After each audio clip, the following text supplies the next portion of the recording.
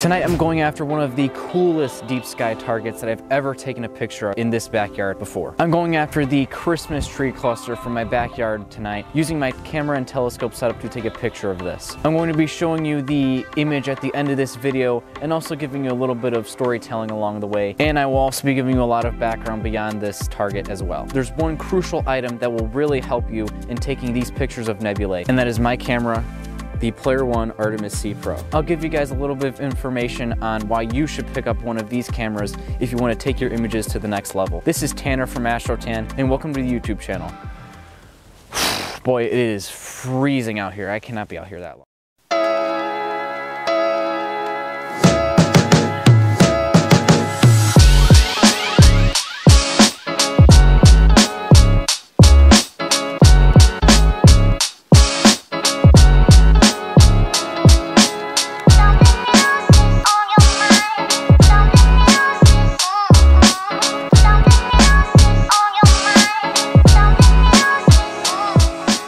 So why is this one of the coolest targets that I've ever taken a picture of? Well, for starters, this nebula is also called NGC 2264, and if you've been on my YouTube channel for a long time, you would probably know that I really don't call these nebula those really weird names. Yes, I know, even though it's February, I am still going after this winter target because I am 2 months overdue on all of my pictures and all of astrophotography. I have been eagerly waiting to get back out here after 2 months of being absent, but like I said, I am super far behind on all the astro images that I've been able to get this year, especially at the start of this year, 2024. I've only gotten about 2 images out, and that is really short-term in comparison to what I normally do, and I blame that on winter. If you've seen some of my YouTube videos, I talk a lot about how the different seasons kind of correlate with the weather pattern, and in the summertime, that's when you have the best opportunity to get a lot of astro images because the weather's really nice, even though it's warm and there's a lot of bugs out, which I really don't like, and I complain about that a lot. It is still one of the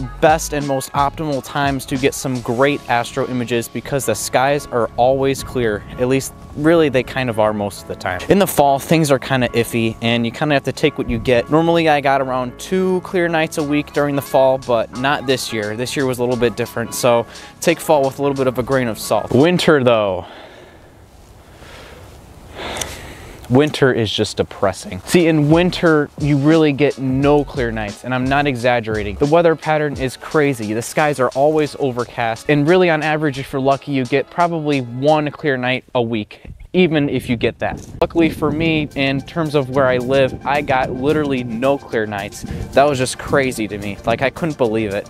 2 years ago, I had some crazy clear skies in the winter. I was getting around 2 clear nights a week, and that was before I had my setup that I have now, which I'm very grateful for. Last year, I was clouded out for a month in the winter time, and this year it was twice as bad. I was clouded out in December and in January, and luckily things kind of picked up in February. So I'm super glad that I got to get out of that astrophotography little dormant state, and now I'm finally back and up and running and getting some images and doing the things that I love to do.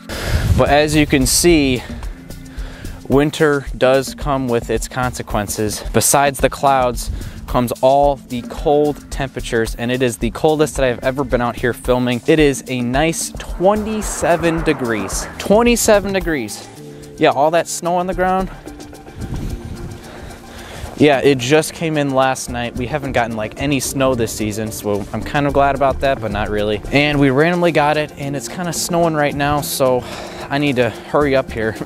I don't want to be out here that long. So NGC 2264, or also known as the Christmas tree cluster, is kind of a nebula and star cluster all compiled into one. It's located in the constellation of Monoceros, roughly around 2,500 light years away. Hidden in this Christmas tree cluster, or I guess not that hidden, is the Cone Nebula, which really is pronounced in this Christmas tree cluster. It's kind of like the little star of the Christmas tree, in my opinion. And right in the middle, you have the star cluster itself, which is a star cluster compiled of nice, young, hot blue stars, which gives it that really nice blue color. And when stars are blue, that means that they are young and hot and burning like crazy. You'll also find the Fox-Fur Nebula not too far away from it, and also the Rosette Nebula, which I'll be shooting next, hopefully this week. It's not the brightest target in the entire night sky, but it will not be that much of a problem in terms of the exposure time that I get on this target, and with my camera that's going to play a huge role in getting this image. And this is why I'll be talking about it later on in this video, so make sure you guys stick around so you can see what kind of camera specs I have that are able to get these really good images of space.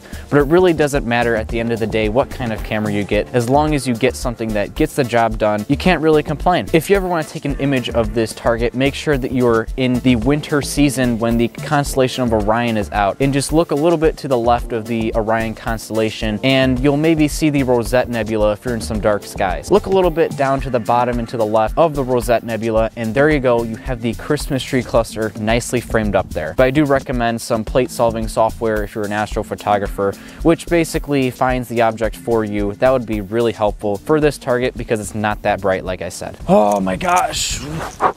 All right, so we're in home base now. It was way too cold to be doing any of the stuff that I'm about to do right now outside. So we're in home base and we are going to dive deep into this camera now. So let's take a look at this camera. All right, so here we have the camera. This is the Player One Artemis C Pro, as I said before. So immediately you'll see that on the camera here, there is the signature Artemis C Pro right there. That is really cool looking. And one thing you might notice is the IMX294. And IMX294 means that this is the kind of sensor that this camera has inside of it. So it has a IMX294 sensor, specifically the Sony kind. And that means it is a very super sensitive sensor that's going to give you a lot of those nebula details, all that good stuff that you want to get in your nebula pictures. The next thing you'll see on here is the 4/3, and the 4/3 is the image size, the sensor image size, and that is a micro 4/3 sensor. So you'll see that this also is a 11.7 megapixel camera. So this is very close to the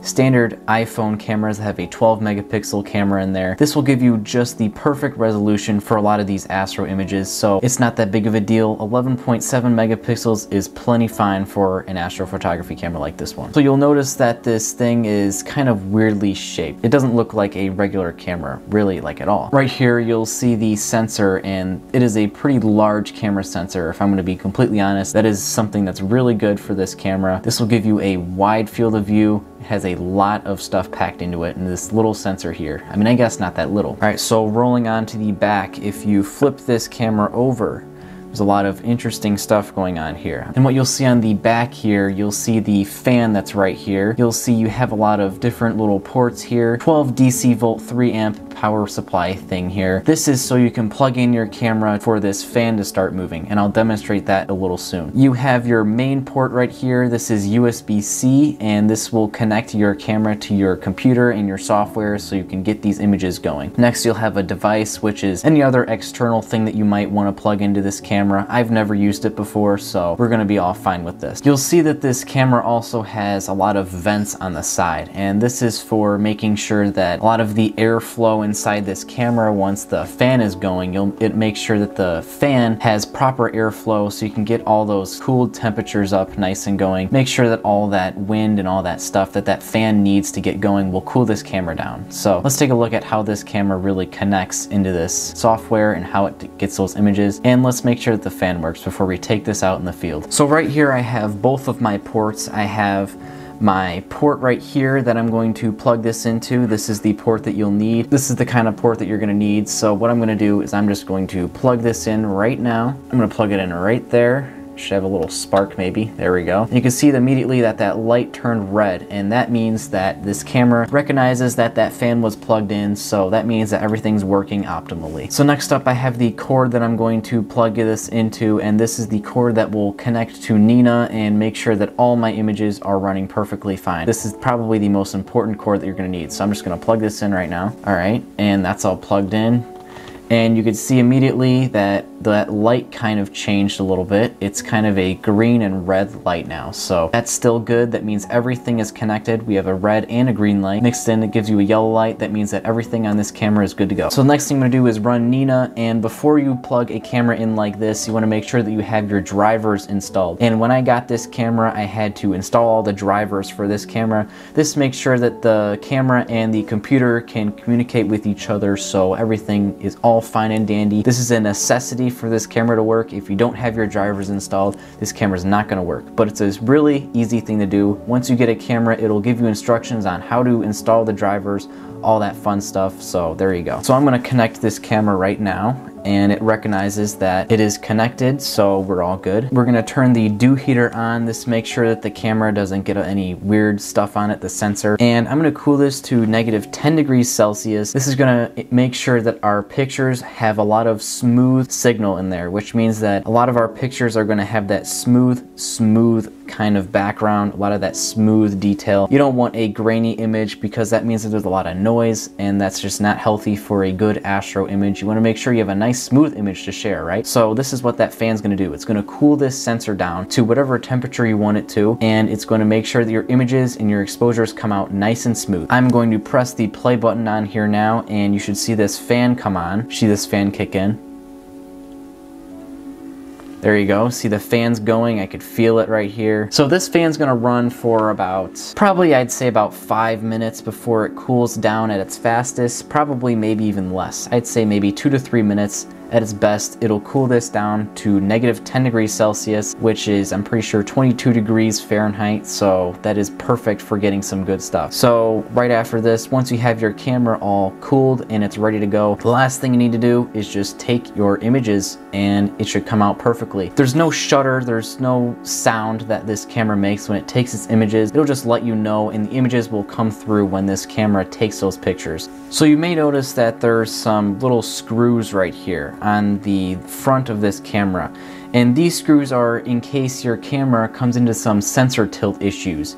So what is sensor tilt? Sensor tilt is when your camera sensor is quite literally tilted, and that gives you a little bit of some weird star patterns in the corners of your images. If the sensor tilt gets really bad, then you'll have to loosen these screws and make sure that all corners of your image are completely fine. Make sure that all those stars are nice and sharp and they don't have a little distortion pattern. Luckily, when this camera was given to me, the sensor was completely fine. There was no sensor tilt issues, so I was completely fine with this. I didn't have to mess with it at all, so we were all good with that. So I do not have to change any of this stuff, and it still is fine. This camera has a 76% quantum efficiency peak, and this basically means that this camera picks up about 76% of the light that it is able to collect.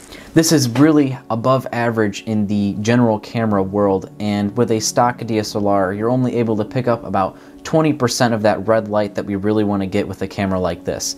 And this camera picks up about 76% of it.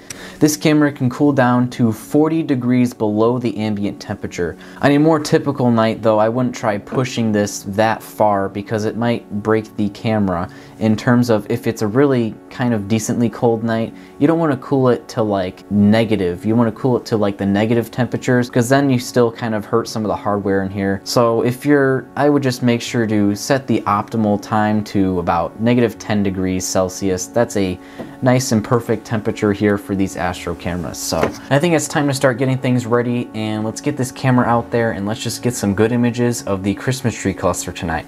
Hope this helped out in terms of really what this camera does. So let's get out there.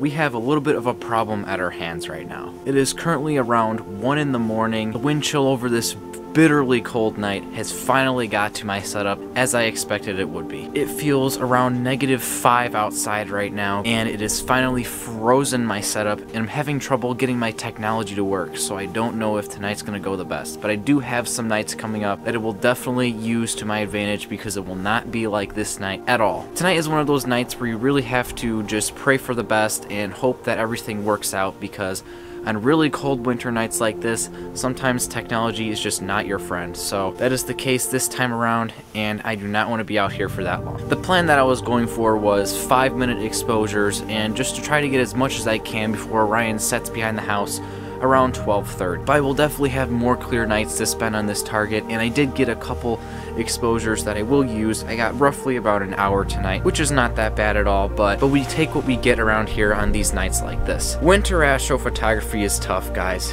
You gotta really be a trooper to come out here and get these images when it's cold and when it's just really uncomfortable out here, but anything to get a good image of space, right? Yeah, I guess. Well, I hope you guys enjoy the image at the end of this video of the Christmas tree cluster that I was able to grab, hopefully over the next couple of nights. And I hope to see you guys around for the next one. Clear skies.